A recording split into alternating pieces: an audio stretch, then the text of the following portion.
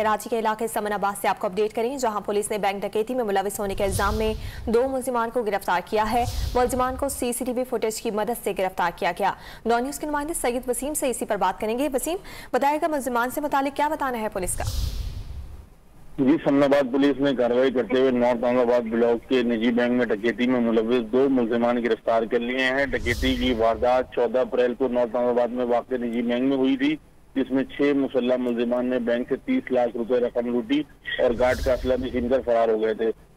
ताहम इसमें जो मरकजी मुलजिम है वो बैरून मुल्क फरार हो गया है। इस हवाले से पुलिस ने जो 2 मुलजिमान पकड़े हैं उनसे हिरासत में लिया। उनसे तफ्तीश में ये बात सामने आई है कि जो मरकजी मुलजिम है वो बैरून मुल्क फरार हो गया और उसकी गिरफ्तारी के लिए भी जो है वो कार्रवाई अमल में लाई जाएगी। तो हम जो गिरफ्तार मुलजिमान है उनको सीसीटीवी फुटेज की मदद से जो है वो पुलिस ने हिरासत में लिया है। जी, नौ न्यूज के नुमाइंदे सईद वसीम से इसी पर बात करेंगे। वसीम, बताएगा मुलजिमान से मुतालिक क्या बताना है पुलिस का?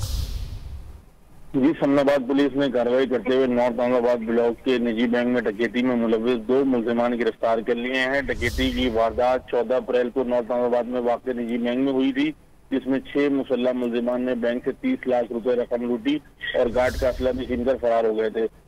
ताहम इसमें जो मरकजी मुलजिम है वो बैरून मुल्क फरार हो गया है। इस हवाले से पुलिस ने जो 2 मुलजिमान पकड़े हैं उनसे हिरासत में लिया। उनसे तफ्तीश में ये बात सामने आई है कि जो मरकजी मुलजिम है वो बैरून मुल्क फरार हो गया और उसकी गिरफ्तारी के लिए भी जो है वो कार्रवाई अमल में लाई जाएगी। तो हम जो गिरफ्तार मुलजिमान है उनको सीसीटीवी फुटेज की मदद से जो है वो पुलिस ने हिरासत में लिया है। जी।